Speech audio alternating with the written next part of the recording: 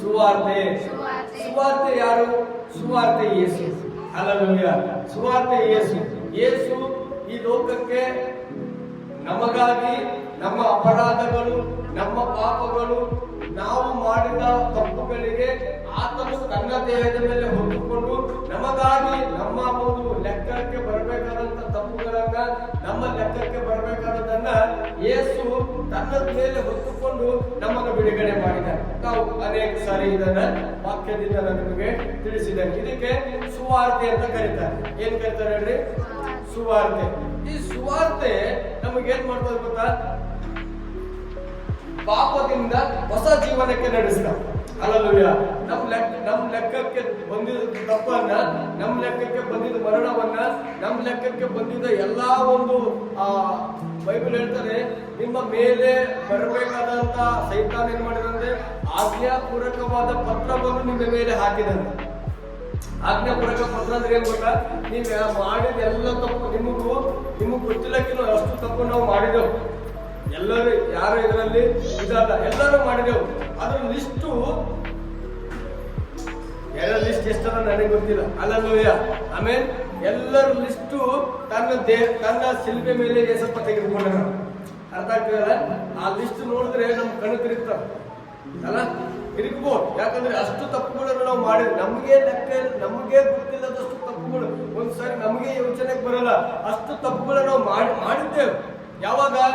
ಯೇಸುವನ್ನ ಗೊತ್ತಿಲ್ಲದ ಸಮಯದಲ್ಲಿ, ಯೇಸುವನ್ನ ತಿಳಿದು ಇಲ್ಲದೆ ಇರುವಂತ ಸಮಯದಲ್ಲಿ ನಾವು ಅನೇಕ ತಪ್ಪು ಮಾಡಿಲ್ಲ ಅಂದರೂ ಕೂಡ ಆ ಆದಾಮನಿಂದ ಬಂದಂತ ತಪ್ಪು, ಆದಾಮನಿಂದ ಪಾಪ ನಮ್ಮೆಲ್ಲರ ಮೇಲಿದೆ. ಕೆಲವರು ತಪ್ಪೇ ಮಾಡಲ್ಲ, ಒಳ್ಳೆ ವ್ಯಕ್ತಿ ಇರ್ತಾರೆ, ಆದ್ರೂ ಕೂಡ ಅವರು ವ್ಯಕ್ತಿಕವಾಗಿ ಒಳ್ಳೆಯದಿರ್ಬೇಕು. ಆದ್ರೆ ಅವರ ಮೂಲ ನೋಡ್ಬೇಕಾದ್ರೆ ಆದಾಮನಿಂದ ಬಂದಂತ ಎಲ್ಲರ ಮೇಲೆ ಆ ಒಂದು ಶಾಪ, ಆ ಒಂದು ಪಾಪ ಆಳ್ವಿಕೆ ಮಾಡ್ತಾ ಇದೆ. ಇದ್ರೆ ನನ್ನ ಕಡೆ ನೋಡಿ, ನಿಮ್ಗೆ ಅರ್ಥ ಆಗೋ ರೀತಿಯಲ್ಲಿ ಹೇಳ್ತೇನೆ. ಆಮೇಲೆ ಅದನ್ನ ಏಸಪ್ಪ ಏನ್ ಮಾಡಿದ್ದಾರೆ ಅಂದ್ರೆ, ನಮ್ಮ ಲೆಕ್ಕಕ್ಕೆ ಬರುವುದನ್ನ ದೇವರ ವಾಕ್ಯ ಹೇಳ್ತದೆ. ಎಲ್ಲರೂ ಪಾಪ ಮಾಡಿ ಏನ್ ಮಾಡಿದ್ದಾರೆ? ದೇವರ ಮಹಿಮೆಯನ್ನ ಕಳೆದುಕೊಂಡಿದ್ದಾರೆ. ಮತ್ತು ಇನ್ನೊಂದರಲ್ಲಿ ಹೇಳ್ತದೆ, ಪಾಪದ ಸಂಬಳ ಮರಣ. ಎಲ್ಲರಿ? ಪಾಪದ ಸಂಬಳ ಮರಣ. ಅಂದ್ರೆ ಪಾಪಕ್ಕೆ ಆಗ್ಬೇಕಾದ ಶಿಕ್ಷೆ ಏನು ಗೊತ್ತಾ? ಮರಣ. ಪಾಪಕ್ಕೆ ಆಗ್ಬೇಕಾದ ಶಿಕ್ಷೆ ಮರಣ. ಯಾವುದೋ ಒಂದು ತಪ್ಪು ನಮ್ಮ ಮೇಲೆ ಇತ್ತು. ಆದ್ರೆ ಬೈಬಲ್ ಹೇಳ್ತದೆ, ಗಮನ ಕೊಟ್ಟು ಕೇಳ್ರಿ, ರೋಮ 1:16 ಹೇಳ್ತದೆ, ಸುವಾರ್ತೆಯು ದೇವರ ಬಲವಾಗಿದೆ. ಎಲ್ಲರೂ ಸುವಾರ್ತೆಯು ದೇವರ ಬಲವಾಗಿದೆ. ಸುವಾರ್ತೆ ಏನಾಗಿದೆ ಹೇಳ್ರಿ? ದೇವರ ಬಲವಾಗಿದೆ. ಸೈತಾನ ಬಲ ಏನು ಗೊತ್ತಾ? ಸೈತಾನನ ಬಲ ಮರಣ. ಇದಿರಲಿ ಸೈತಾನ ಬಲ ಏನೇನ್ರಿ? ಭಯ, ಮರಣ. ಸೈತಾನ ಎಲ್ಲ ಒಂದು ಸುಳ್ಳು, ಮೋಸ, ಇದೆಲ್ಲ ಒಂದು ಆಯುಧಗಳು ಇದೆಲ್ಲ. ಆದರೆ ಸುವಾರ್ತೆಯು ದೇವರ ಬಲವಾಗಿದೆ. ಇದಿರಲಿ ಅರ್ಥ ಆಗ್ತಿದೆ ಅನ್ಕೋತೇನೆ. ಆಮೇಲೆ ಸುವಾರ್ತೆ, ಈಗ ಸೈತಾನದ ಒಂದು ಬಲ ಏನು? ಮರಣ. ದೇವರದು ಒಂದು ಬಲ ಸುವಾರ್ತೆ ಏನ್ರಿ? ಬಲ. ಸುವಾರ್ತೆ ಬಲ. ಸುವಾರ್ತೆಯು ದೇವರ ಬಲವಾಗಿದೆ. ಅಂದ್ರೆ ಈ ಸುವಾರ್ತೆ ಯಾರು ಸ್ವೀಕಾರ ಮಾಡ್ತಾರೋ, ಈ ಸುವಾರ್ತೆ ಯಾರು ಜೀವಿತದಲ್ಲಿ ಅಂಗೀಕಾರ ಮಾಡಿಕೊಳ್ತಾರೋ ಅವರ ಒಳಗಡೆ ದೇವರು ಅದು ಬಲವಾಗಿದೆ ಅಂತ. ದೇವರ ಬಲವಾಗಿದೆ ಅಂದ್ರೆ ಸುವಾರ್ತೆ ಪಾಪಗಳನ್ನ, ನಮ್ಮ ಅಪರಾಧಗಳನ್ನ ತನ್ನ ಮೇಲೆ ಹೊತ್ತುಕೊಂಡು ನಮಗಾಗಿ ಆತನು ರಕ್ತ ಸುರಿಸಿ, ನಮಗಾಗಿ ಆತನು ಹೂಣಲ್ಪಟ್ಟು, ನಮಗಾಗಿ ಆತನು ಎದ್ದು ಬಂದಿದ್ದಾನೆ. ಇದೇ ಸುವಾರ್ತೆ ಪ್ರೇರಣೆ. ಹಲ್ಲೆಲೂಯಾ. ಅವ್ರ ಒಳಗಡೆ ರಕ್ಷಣೆ ಬರ್ತದೆ. ಹಲ್ಲೆಲೂಯಾ. ಈ ಸುವಾರ್ತೆ ಯಾರು ಮಾಡ್ತಾರೋ ಅವ್ರ ಒಳಗಡೆ ರಕ್ಷಣೆ ಬರ್ತದೆ. ರಕ್ಷಣೆ ಅಂದ್ರೆ ಏನು? ಬಿಡುಗಡೆ, ರಕ್ಷಣೆ, ಅಭಿವೃದ್ಧಿ. ಹಲ್ಲೆಲೂಯಾ. ಇಲ್ಲೇ ಬಿಡುಗಡೆ ಬರೀ ರಕ್ಷಣೆನೇ ಅಲ್ಲ, ಬರೀ ಪಾಪದಿಂದ ಕ್ಷಮಾಪಣೆನೇ ಅಲ್ಲ. ಪಾಪದಿಂದ ಕ್ಷಮಾಪಣೆ, ಬಿಡುಗಡೆ, ಪಾಪದಿಂದ ಕ್ಷಮಾಪಣೆ, ಬಂಧನದಿಂದ ಬಿಡುಗಡೆ, ಹಲ್ಲೆಲೂಯಾ, ಮತ್ತು ಅಭಿವೃದ್ಧಿ. ಹಲ್ಲೆಲೂಯಾ. 3-4 ಎಲ್ಲದೂ ಪ್ಯಾಕೇಜ್ ಆಗಿ ಇದಕ್ಕೆ ರಕ್ಷಣೆ ಅಂತ ಕರೀತಾರೆ. ಈ ರಕ್ಷಣೆ ಹೇಗೆ ಬರ್ತದೆ? ಸುವಾರ್ತೆಯಿಂದ. ಇದರಲ್ಲಿ ಇಲ್ಲದ್ರೆ ಸುವಾರ್ತೆ ಎಲ್ಲಿಂದ ಬಂತು? ಯೇಸುವಿನಿಂದ. ಹಲ್ಲೆಲೂಯಾ. ಈ ಸುವಾರ್ತೆ ಏನು? ದೇವರ ಬಲ. ಹಲ್ಲೆಲೂಯಾ. ಈ ಬಲ ನಮ್ಮೆಲ್ಲರಿಗೆ ಸಿಕ್ಕಿದೆ. ಹಲ್ಲೆಲೂಯಾ. ನಾನು ಬಂಧನದಲ್ಲಿದ್ದೆ, ನಾನು ಪಾಪದಲ್ಲಿದ್ದೆ, ನಾನು ಎಡಿಕ್ಷನ್ ಅಲ್ಲಿದ್ದೆ, ನಾನು ಅನೇಕ ಸ್ಥಿತಿಯಲ್ಲಿ ಪಾಪದಿಂದ ಬಂಧನದಲ್ಲಿ ಸಿಕ್ಕಾಕೊಂಡಾಗ ಈ ಸುವಾರ್ತೆ ನನಗೆ ಸಾರಲ್ಪಟ್ಟಾಗ ದೇವರ ಪರಿವರ್ತನೆ ನನ್ನ ಹೃದಯದಲ್ಲಿ ಉಂಟಾಯಿಸುತ್ತೆ. ನನ್ನಲ್ಲಿ ಒಂದು ಮನಸ್ಸಾಂತರವಾಯಿತು. ನಾನು ಪಾಪದ ಪಾಲಿಗೆ ಸತ್ತು ಯೇಸುವನ್ನ ಅಂಗೀಕಾರ ಮಾಡಿಕೊಂಡೆ. ನಾನು ಯಾವಾಗ ಯೇಸುವನ್ನ ಅಂಗೀಕಾರ ಮಾಡಿಕೊಂಡರೋ ಆಗ ನಾನು ರಕ್ಷಿಸಲ್ಪಟ್ಟೆ. ಇದ್ರಲ್ಲೇ ನಾನೇನಾಗುತ್ತೆ? ನೂತನ ಮನುಷ್ಯನಾಗಿ ಬದಲಾದೆ. ಅಂದ್ರೆ ನಾನು ರಕ್ಷಿಸಲ್ಪಟ್ಟೆ. ಎದರಿಂದ ರಕ್ಷಿಸಲ್ಪಟ್ಟೆ? ಪಾಪದಿಂದ, ಮರಣದಿಂದ, ಆಮೇಲೆ ಸೈತಾನನ ಬಂಧನದಿಂದ ಏನಾದೆ? ರಕ್ಷಿಸಲ್ಪಟ್ಟೆ. ಆಮೇಲೆ ಈಗ ನಾನು ಹೊಸ ಮನುಷ್ಯನಾದೆ. ಆಮೇಲೆ ಬೈಬಲ್ ಹೇಳ್ತದೆ 2 ಕೊರಿಂಥಿ 5:17 ಹೇಳಿದ ಪ್ರಕಾರ ಯಾವನಾದರೂ ಏನಂದ್ರೆ ಕ್ರಿಸ್ತನಲ್ಲಿದ್ದರೆ ಅವನು ನೂತನ ಸೃಷ್ಟಿಯಾದನು, ಹಳೆದೆಲ್ಲವೂ ಅಳಿದು ಹೋಯಿತು, ಇದು ಎಲ್ಲವೂ ನೂತನ ಹೋಯಿತು. ಆಮೇಲೆ ಯಾವನಾದರೂ ಕ್ರಿಸ್ತನಲ್ಲಿದ್ದರೆ ಅವನು ನೂತನವಾದನು. ಆಮೇಲೆ ಹಳೆದೆಲ್ಲ ಅಳಿದು ಹೋಯಿತು, ಈಗ ಎಲ್ಲವೂ ಏನಾಯ್ತು? ಹೊಸದಾಯಿತು. ಅಂದ್ರೆ ಇದರ ಅರ್ಥ ಸುವಾರ್ತೆ ನಿನಗೆ ಬಂದಾಗ, ನೀನು ರಕ್ಷಿಸಲ್ಪಟ್ಟಾಗ ಹಳೆದೆಲ್ಲ ಅಳಿದು ಹೋಗ್ತದೆ. ಹೇಳಿ, ಹಳೆದೆಲ್ಲ ಅಳಿದು ಹೋಗ್ತದೆ. ಎಷ್ಟು ಅಳಿದು ಹೋಗ್ತದೆ ಅಂತ ಹೇಳಿದ್ರೆ ಅದು ಕಾಣೋದೇ ಇಲ್ಲ. ಇದಿರೇ ಅಲ್ಲವೇ? ಹಳೆ ಏನು ಮಾಡಿದ್ದೀರಿ ಅನ್ನೋದು ದೇವರು ಬೈಬಲ್ ಹೇಳಿದ ಪ್ರಕಾರ ನಿಮ್ಮ ಪಾಪವು ಕೆಡು ಕೆಂಪಾಗಿರುವ ಪಾಪಗಳು ಹಿಮದಂತೆ ನಾನು ಬಿಳಿಯಾಗಿ ಅದನ್ನ ಮಾಡ್ತೇನೆ. ಕೆಡು ಕೆಂಪಾಗಿರುವ ಪಾಪಗಳಲ್ಲಿ ಏನೇ ನಾನು ಹೇಳಿ ಏನಂತ ಎಲ್ಲ ಪಾಪ ಮಾಡಿರ್ಬೋದು. ಏನೆಲ್ಲ ಪಾಪ ನಿಮ್ಮ ನೀವೇ ಊಹಿಸ್ಕೊಂಡ್ರೆ ಅಯ್ಯೋ ಅನಿಸ್ಬೋದು. ಯಾವುದೇ ತಪ್ಪು ಮಾಡಿದ್ರು ಕೂಡ ದೇವರು ಕ್ಷಮಿಸಿದ್ದಾರೆ. ಹಲ್ಲೆಲೂಯಾ.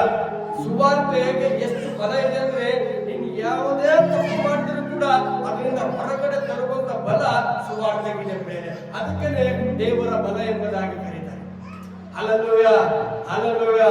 ನಾನು ಅನೇಕ ಬಂಧನದಲ್ಲಿ ಅನೇಕ ತಪ್ಪುಗಳಲ್ಲಿ ಸಿಕ್ಕಿಕೊಂಡಿದೆ.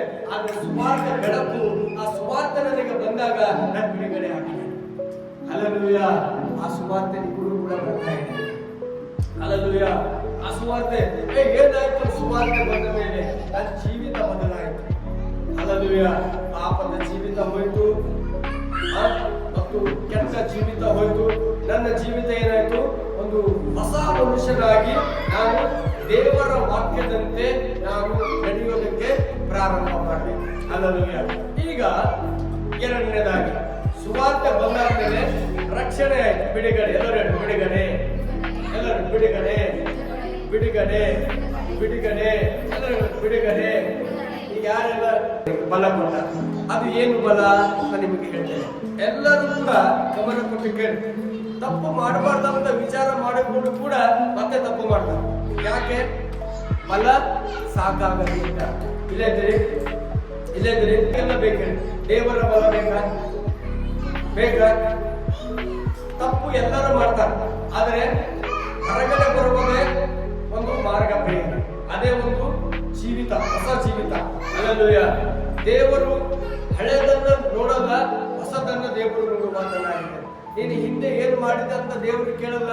ಮುಂದೆ ಸುವಾರ್ತೆ ಕೇಳಾದ್ಮೇಲೆ ಏನ್ ಮಾಡ್ತಾ ಇದೆ ಅಂತ ದೇವರು ಕೇಳ್ತಾರೆ. ಹಲ್ಲೆಲೂಯಾ. ಅದಕ್ಕಾಗಿನೇ ನನ್ನ ಬಳಿ ನೀವು ಇರ್ಬೇಕಾದ್ರೆ ಅಪೊಸ್ತಲ ಕೃತ್ಯಗಳು 1ನೇ ಅಧ್ಯಾಯ 8ನೇ ವಚನ.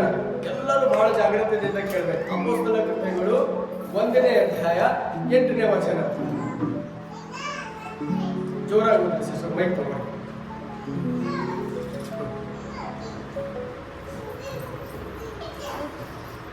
ಎಲ್ಲರೂ ಕೇಳಿ. ಇಲ್ಲದಿರಿ ಎಲ್ಲರೂ.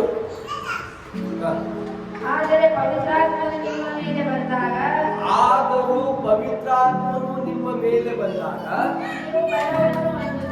ನೀವು ಸಾಕಷ್ಟೇ, ನೀವು ಬಲವನ್ನು ಹೊಂದುವಿರಿ. ಎಲ್ಲರೂ ಪವಿತ್ರಾತ್ಮನು ನಿಮ್ಮ ಮೇಲೆ ಬಂದಾಗ, ಪವಿತ್ರಾತ್ಮನು ನಮ್ಮ ಮೇಲೆ ಬಂದಾಗ ನಾನು ಬಲವನ್ನು ಹೊಂದಿಕೊಳ್ಳುತ್ತೇನೆ. ಬೈಬಲ್ ಹೇಳ್ತದೆ, ಪವಿತ್ರಾತ್ಮನು ನಿಮ್ಮ ಮೇಲೆ ಬಂದಾಗ ನೀವು ಬಲವನ್ನು ಹೊಂದಿಕೊಳ್ಳುತ್ತೀರಿ. ಹಲ್ಲೆಲೂಯಾ. ಈ ಪವಿತ್ರಾತ್ಮನು ದೇವರು ಕೊಡುತ್ತಾನೆ ಎಂಬುದಾಗಿ ಹೇಳಿದಂತೆ. ಹಲ್ಲೆಲೂಯಾ. ಇದು ಯೋಹನ ಬರೆದ ಸುವಾರ್ತೆ 14ನೇ ಅಧ್ಯಾಯದಲ್ಲಿ ಕೂಡ ನಾವು ನೋಡ್ತೇವೆ. ನಾನು ಹೋಗ್ತೇನೆ, ತಂದೆ ಬಳಿ ಹೋಗ್ತೇನೆ, ನಿಮಗೊಬ್ಬರು ಸಹಾಯಕರನ್ನು ನಾನು ನಿಮಗೆ ಕೊಡುತ್ತೇನೆ ಎಂಬುದಾಗಿ ಏನ್ ಹೇಳ್ತದೆ ಬೈಬಲ್ ಹೇಳ್ತಾರೆ. ಹಲ್ಲೆಲೂಯಾ. ನಾನೇನ್ ಮಾಡ್ತೇನೆ,